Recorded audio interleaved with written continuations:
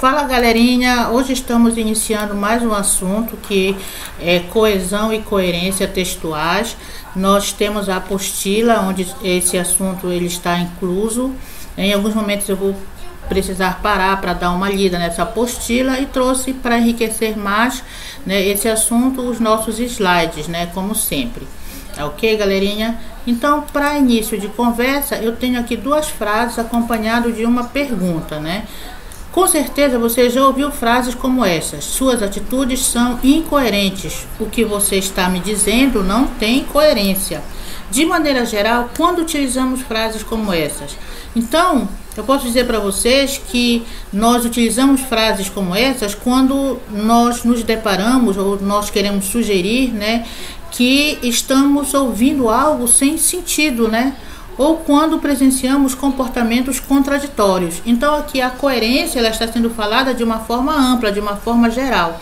Lembrando que o que nos interessa é a coesão e a coerência textuais, né, que nós temos aqui nesse segundo parágrafo. Em se tratando de coesão e coerência textuais, é comum também ouvirmos a afirmação: um bom texto deve ter coesão e coerência, né? Olha só, eu acho que vocês já ouviram essa frase aí, né? Um bom texto, ele precisa ter coesão e coerência. E o que significa então essa frase, galerinha?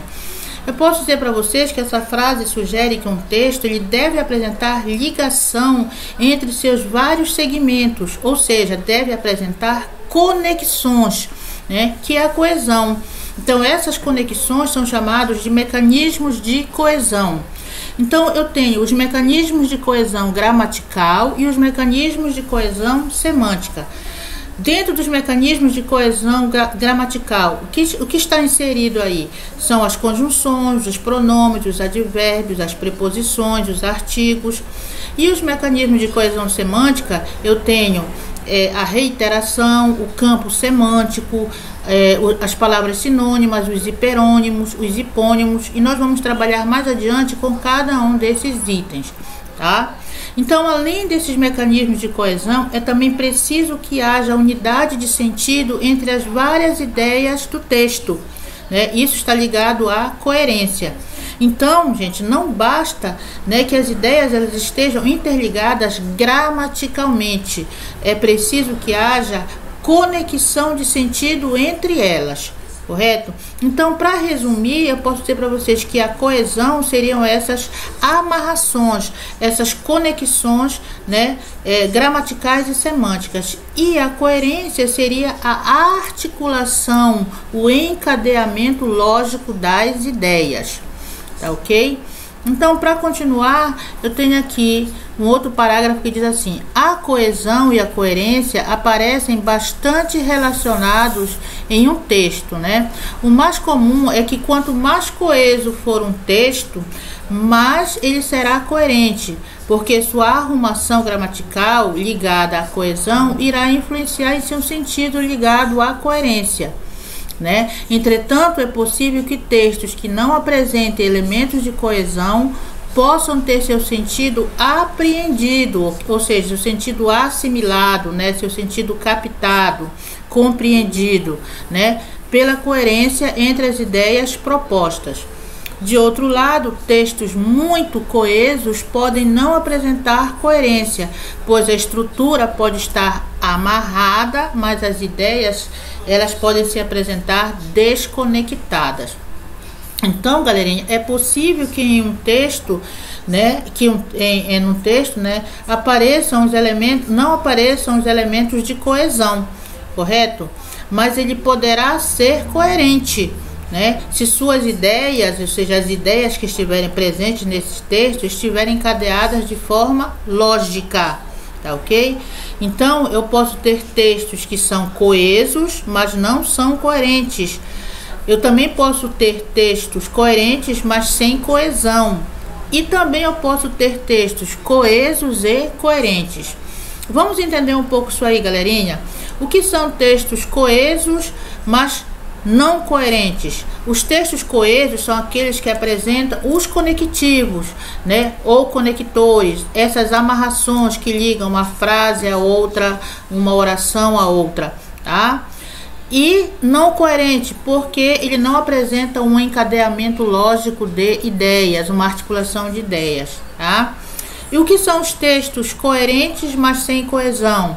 Esses textos já apresentam uma articulação lógica de ideias, mas nele já não vai aparecer os conectores, né? Os elementos conectivos. E eu posso ter textos que são ao mesmo tempo coerentes e coesos, ou seja, eles apresentam o encadeamento lógico de ideias e também apresentam os elementos de conexão, os conectivos. Correto, galerinha? Então, para exemplificar, né, eu trouxe aqui um texto, né, que é um poema cujo título é O Show. Diz assim: o cartaz, o desejo, o pai, o dinheiro, o ingresso. O dia, a apresentação, a ida, o estádio, a multidão, a expectativa, a música, a vibração, a participação, o fim, a volta, o vazio, né? Aí eu perguntaria, será que eu posso dizer que esse texto ele é coerente? Será que esse meu texto ele é coerente, galera?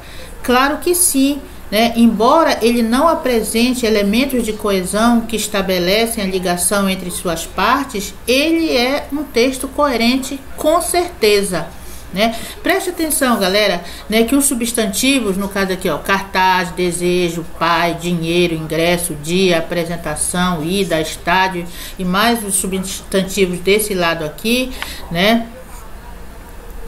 Esses substantivos, né, eles se relacionam entre si, né, fazendo com que as ligações entre as ideias elas se estabeleçam, né, construindo assim um todo coerente, sem que haja a necessidade, galera, do uso de elementos de coesão. Correto, galera? Então eu posso dizer que esse é um texto coerente, porque ele apresenta uma articulação de ideias, entretanto ele não é um texto coeso.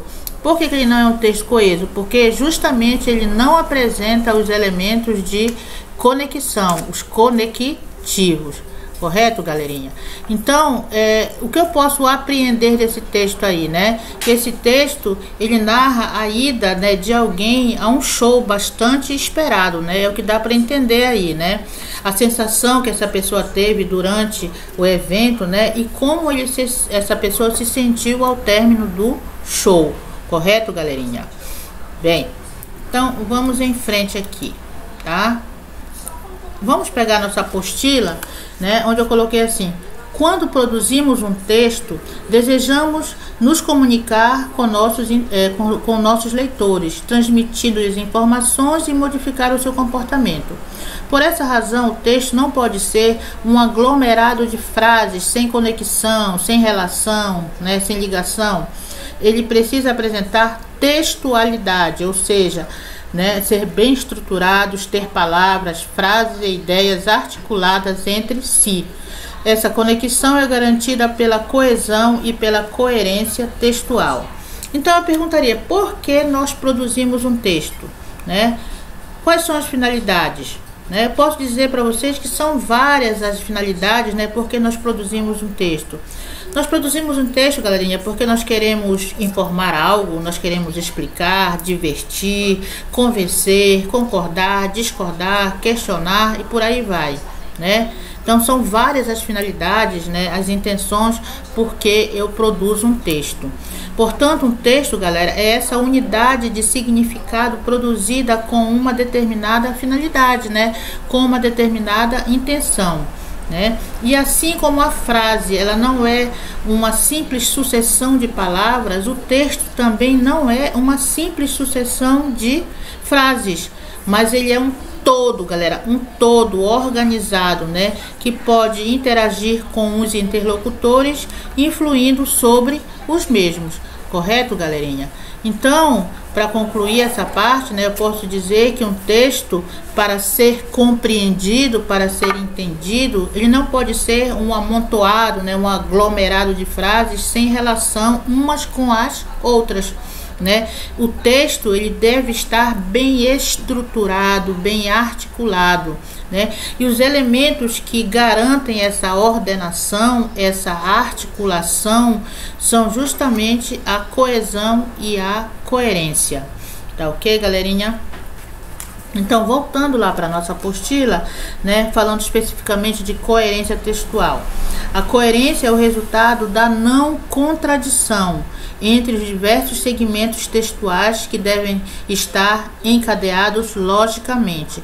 Cada segmento textual é pressuposto do segmento seguinte, que por sua vez será pressuposto dos que lhe sucedem, formando assim uma cadeia em que todos eles estejam articulados harmonicamente. Quando há quebra dessa articulação ou quando um segmento textual está em contradição com o segmento anterior, perde-se a coerência. Então, galera, eu trouxe aqui essa imagem aqui, né? Vamos imaginar que essa imagem seja um texto composto por vários segmentos textuais, tá? Então, aqui, cada letrinha dessa representaria um segmento. Então, eu teria o segmento A, o segmento B, C, D, E, o segmento F, o G e o H. Tá? Então, isso aqui seriam segmentos textuais, seriam como se fossem frases, orações, né? E aqui esse segmento F já seria um parágrafo inteiro, tá? Então, galerinha, para que haja coerência, esses segmentos, cada um desses segmentos textuais devem estar concatenados, ou seja, encadeados, né, de forma lógica, ou seja, né, cada segmento ele é pressuposto do segmento seguinte. Então eu diria que o segmento A ele é pressuposto do segmento B, assim como os segmentos A e B são pressupostos do segmento C, os segmentos A, B e C são pressupostos do segmento D e assim sucessivamente. Tá? Então, quando há quebra, né, quando há uma ruptura desse encadeamento, ou quando um segmento ele contradiz o segmento anterior, você perde a coerência. Tá ok, galerinha? Então, esses segmentos eles têm que estar encadeados de forma lógica, tá? Um segmento ele não pode contradizer o segmento anterior, correto? Então vamos em frente, vamos aí, vamos ver agora o conceito de coerência textual, né? Então eu coloquei aí, né, que a coerência textual é o fator que possibilita o entendimento, né, da mensagem transmitida no texto. Aliada à coesão, a coerência tem como função a construção dos sentidos da textualidade. Por meio da coerência ocorre a concatenação das ideias do texto, ou seja, a formação de uma cadeia de ideias. O texto que obedece à coerência transmite uma relação lógica de ideias que se complementam, não se contradizem e conferem significado à mensagem. Quando o texto é coerente, o interlocutor apreende, ou seja, assimila, né, os sentidos do texto. A falta dela, ou seja, a falta da coerência, afeta a significação do texto, prejudica a relação com o interlocutor, a continuidade dos sentidos e prejudica também a compreensão. Então, a coerência textual, galera, é essa conexão, essa união estreita entre as várias partes que compõem um texto, né? Eu ainda posso dizer que a coerência é a relação entre ideias que se harmonizam. Coerência é a ausência de contradição, né? E é justamente a coerência que distingue um texto de um aglomerado de frases, né? Eu digo assim que um dos princípios básicos da coerência textual é a não contradição, ou seja, as ideias elas não podem ser contraditórias entre si e muito menos apresentar incoerência em relação à realidade, a não ser, né, galera, que essa incoerência ela seja intencional, ela seja proposital, tá? Então aqui no texto, na apostila de vocês, né, eu trouxe alguns fragmentos para que vocês compreendam melhor essa questão, quando um texto ele é coerente, quando ele não é coerente. Então eu trouxe alguns fragmentos. O primeiro fragmento diz assim: era noite, o sol brilhava, pássaros cantavam pulando de galho em galho. O homem cego, sentado à mesa de roupão, esperava que lhe servissem o de jejum. Enquanto esperava, passava a mão na faca sobre a mesa como se acariciasse, tendo ideias. Enquanto olhava fixamente a esposa sentada à sua frente. Esta, que lia o jornal absorta em seus pensamentos, de repente começou a chorar, pois o telegrama lhe trazia a notícia de que o irmão se enforcara no pé de alface. O cego, pelado com a mão no bolso, buscava consolá-la e calado dizia: a terra é uma bola quadrada que gira parada em torno do sol. Ela se agasta, né? Ela se queixa de que ele ficou impassível, porque não é o irmão dele que vai receber as honrarias. Ele se agasta, olha-a com desdém, agarra a faca, passa a manteiga na torrada e lhe oferece num gesto de amor. Então, nesse fragmento eu posso muito bem perceber que é um fragmento que não há nexo, né? Entre as várias partes que compõem esse fragmento, não há uma articulação lógica de ideias, apesar de que ele é um texto coeso, ou seja, ele apresenta os elementos de ligação, né? Os elementos que ligam uma frase a outra, um período ao outro, mas ele não apresenta nexo. Então eu digo que ele é um texto incoerente, mas ele é coeso, tá ok? O outro fragmento diz assim: abriu a torneira e entrou pelo cano. A princípio incomodava a estreiteza do cano. Depois se acostumou e com a água ele foi seguindo. Andou quilômetros, aqui e ali ouvia barulhos familiares, né? Vez ou outra um desvio, era uma seção que terminava em torneira. Vários dias foi rodando até que tudo se tornou monótono, né? O cano por dentro não era interessante. No primeiro desvio, entrou vozes de mulher. Uma criança brincava. Ficou na torneira à espera que abrissem. Então percebeu que as engrenagens giravam e ele caiu numa pia. À sua volta era um branco imenso, uma água límpida. E a cara da menina aparecia redonda e grande, a olhá-lo interessada. Ela gritou: mamãe, tem um homem dentro da pia, né? Mas não obteve resposta. Esperou, tudo quieto. A menina se cansou, abriu o tampão e ele desceu pelo esgoto. Então, a princípio, você poderia até dizer: não, esse texto também ele é incoerente, que nem o primeiro fragmento aí. Só que esse texto, galera, ele se inclui em uma tendência chamada de realismo mágico, ou realismo fantástico, ou realismo maravilhoso, tá? Então, esse texto ele é coerente, né? Ele apresenta coerência, tá? Porque justamente ele se inclui nessa vertente da literatura chamado de realismo mágico ou realismo fantástico, né? Então, o que vem a ser esse realismo mágico ou realismo fantástico? É uma corrente literária, né, que surgiu no início do século XX, mais ou menos década de 60, 70, né, quando a América Latina ela estava passando por um período conturbado de ditaduras militares. Então, esse tipo de literatura ele apareceu, né, como uma forma de reação, né, usando justamente a palavra, né, para falar contra esses regimes ditatoriais. Tá ok, galera? Então, isso que é o realismo fantástico, né? Então, para complementar, né, eu digo assim que a principal característica, né, desse tipo de literatura é justamente essa fusão, né, do universo mágico à realidade, né, mostrando elementos irreais e estranhos como sendo algo habitual e corriqueiro, né, como é o caso aqui do homem, né, entrando pelo cano, né, viajando pelo encanamento, né, um determinado momento ele cai dentro da pia. tá? Então, dentro do realismo mágico, galera, não há necessariamente uma explicação plausível para os acontecimentos. É por isso que você acha estranho. É porque não há essa explicação racional, né? Essa explicação plausível para os acontecimentos, né? E, além disso, a noção de tempo, ela é uma noção distorcida, né? Não há um tempo linear, né? O tempo, ele é cíclico, tá ok, galerinha? Então, aqui na América Latina e também na Espanha, né, há alguns escritores que se inserem nessa vertente do realismo mágico ou realismo maravilhoso, né?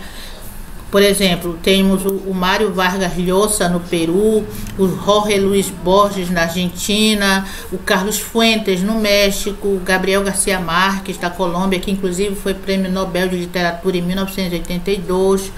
Né? Aqui no Brasil nós também temos, né, no caso, o Inácio de Loyola Brandão, que é o autor desse fragmento que eu acabei de ler, né, o Murilo Rubião, o José J. Veiga, são escritores brasileiros, né, dentro dessa vertente do realismo maravilhoso, do realismo mágico, tá? Então eu posso dizer que esse fragmento, né, que eu acabei de ler, ele é coerente, correto, galerinha? Ainda tenho mais 2 fragmentos, né, que diz assim: o gato comeu o peixe que meu pai pescou. O peixe era grande, meu pai é alto, né? Eu gosto do meu pai, minha mãe também gosta. O gato é branco, tenho muitas roupas brancas. Então aqui eu tenho outro exemplo de texto, né, que ele é incoerente, tá? Por que incoerente? Porque eu tenho frases soltas, não há uma ligação lógica entre elas, tá? Então eu digo que esse texto é um texto incoerente. O outro fragmento diz assim: o dia segue normal, arruma-se a casa, limpa-se em volta, cumprimenta-se o vizinho, almoça-se ao meio-dia, ouve-se rádio à tarde, e lá pelas 5 horas inicia-se o jantar, às 20 horas acomoda-se para dormir.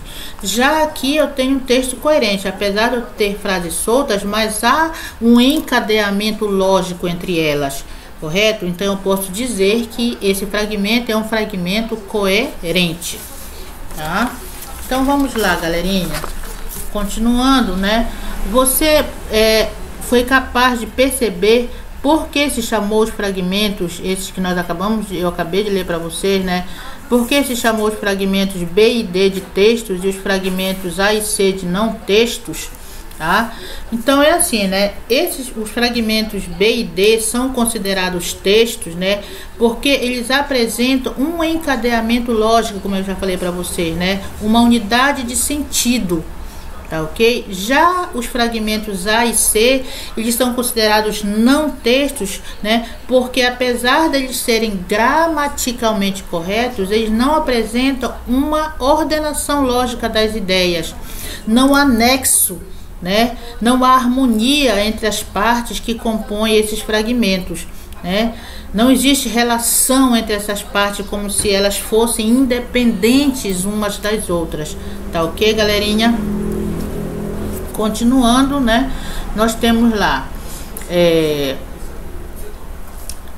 embora os fragmentos A e C sejam gramaticalmente corretos, percebe-se que neles não há relação entre as várias partes que o compõem. Não apresentam coerência no seu desenvolvimento, não podem, portanto, ser chamados de textos. Já os fragmentos B e D não somente apresentam um desenvolvimento linear, as palavras, orações, períodos e as sequências se sucedem com lógica, mas demonstram também um significado coerente entre as partes do texto e o mundo das ideias e do pensamento, revestindo-se de características textuais. Depois esclareça-se ainda que um texto, para ser chamado enquanto tal, não deve ser uma peça isolada, mas nem a manifestação da individualidade de quem o produziu, mas deve possuir uma intencionalidade comunicativa e transformadora das individualidades e das coletividades. Então, o que eu posso dizer a respeito disso?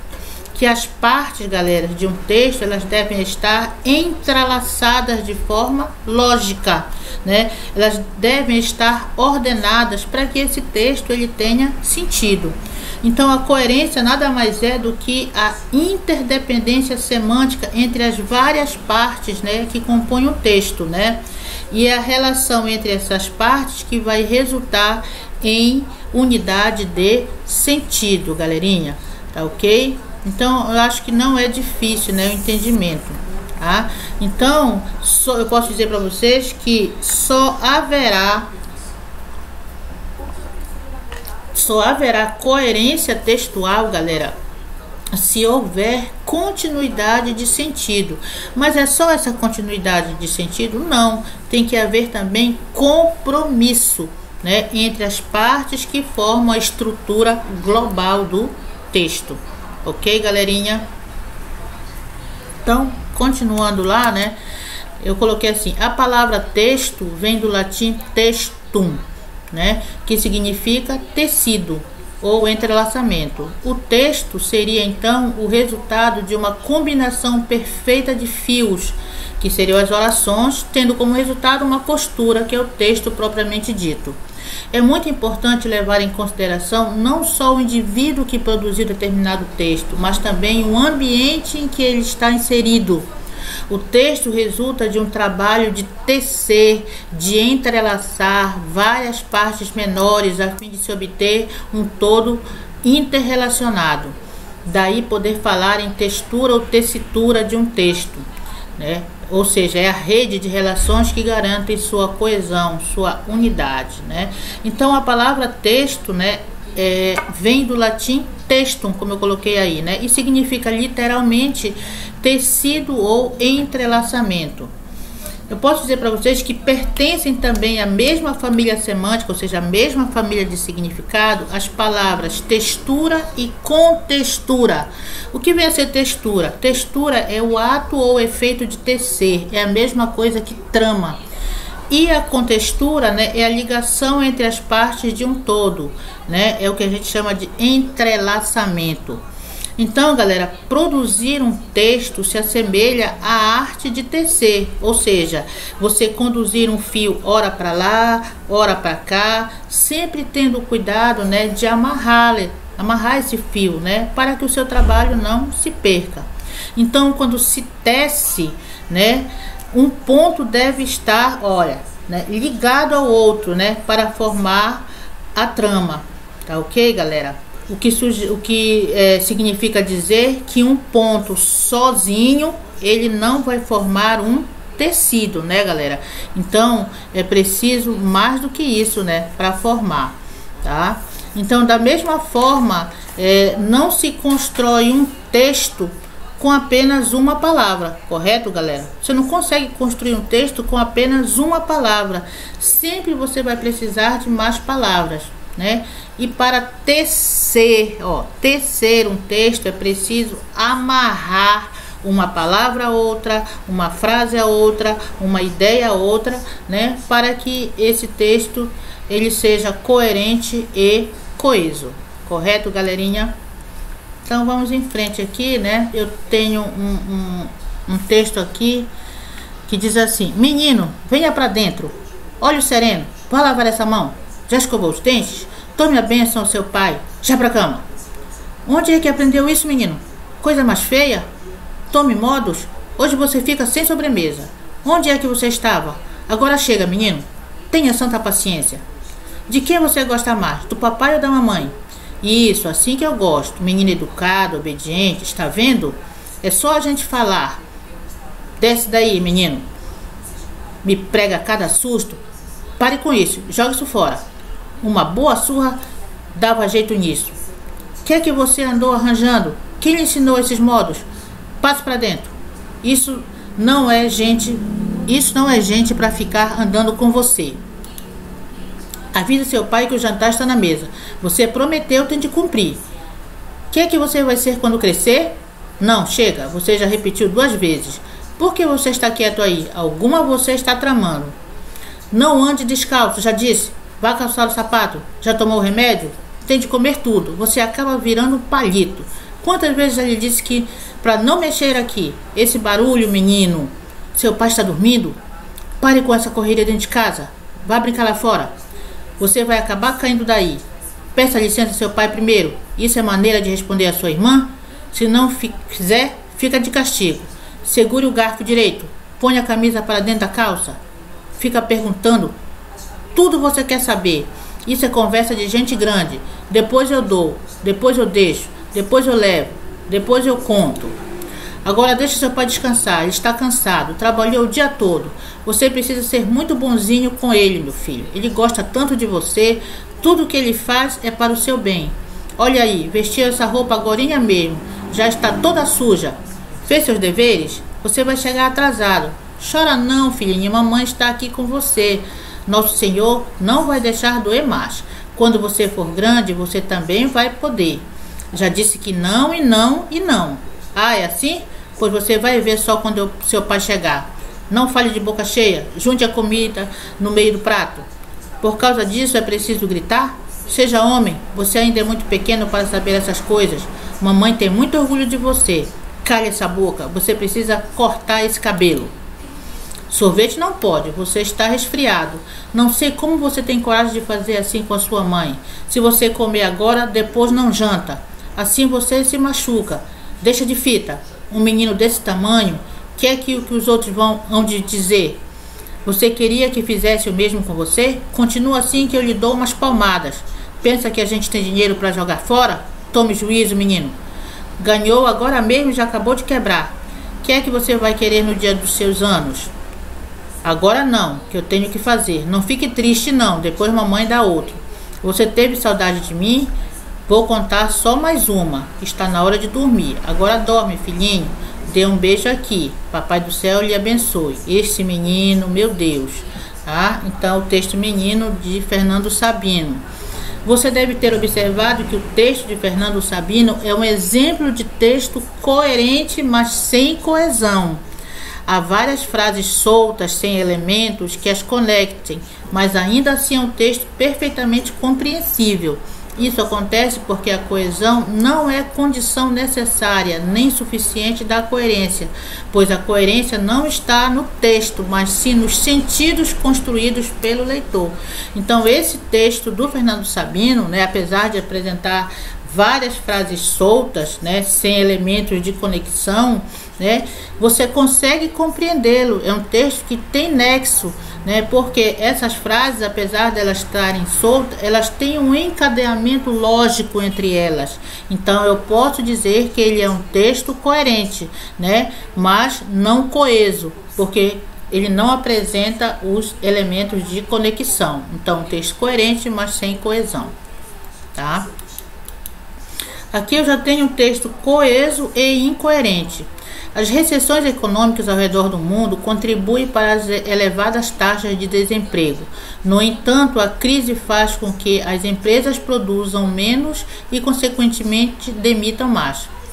Então, perceberam a incoerência? Nesse trecho, retirado de uma redação de um aluno, há um elemento coesivo usado de forma errada, deixando o texto incoerente. Pois, no entanto, que o elemento coesivo aqui estabelece uma relação de oposição, ou seja, é um conectivo, que dá a ideia de oposição. Só que as ideias colocadas no texto não são opostas, galera? Então, logo podemos dizer que não houve coerência, apesar de ter havido coesão. Tá? Então, a incoerência aqui decorreu do fato de se usar um conectivo de forma incorreta. Tá ok? Porque esse conectivo, no entanto, ele passa a ideia de oposição. Só que as ideias aqui, elas não são opostas, tá? Então, por isso que ocorreu a incoerência. É um texto coeso? Sim, porque ele apresenta o conectivo, mas é incoerente, tá? Porque justamente o que causou essa incoerência foi o emprego de forma inadequada desse conectivo. Outros exemplos aqui, O dia está chuvoso, pois ontem encontrei vários amigos no cinema, ainda que esse fato contrariasse as pesquisas apresentadas pela imprensa. Então, aqui eu tenho um texto coeso, tá ok? Coeso por quê? Porque apresenta os conectivos, mas sem coerência. Por que sem coerência? Porque foram utilizados conectivos de forma incorreta, no caso, pois e o ainda que. Aqui um outro exemplo, olhar fito no horizonte, Apenas um mar imenso, nenhum sinal de vida humana, tentativa desesperada de recordar alguma coisa, nada. Então aqui é um texto coerente, eu tenho palavras soltas, eu tenho frases soltas aqui, mas há um encadeamento, uma harmonia, né? Uma concatenação lógica entre elas, tá ok?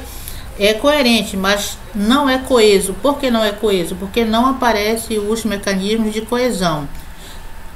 Olhar fixo no horizonte, né? Ó, apenas um mar. Eu poderia colocar um elemento de coesão aqui. Havia apenas um mar imenso. E poderia colocar outro elemento de coesão aqui. E nenhum sinal de vida humana. Tentativa desesperada de recordar alguma coisa. Exemplo, somente tentativa desesperada de recordar alguma coisa. Mais nada. Ó, poderia colocar outro elemento de coesão. Se eu colocasse os elementos de coesão, esses que eu citei aqui, ele seria coerente e coeso. Mas como os elementos de coesão não aparecem, ele é apenas coerente, mas sem coesão. Correto, galerinha? Então, hoje nós paramos a explanação do assunto e nós vamos dar continuidade na próxima aula.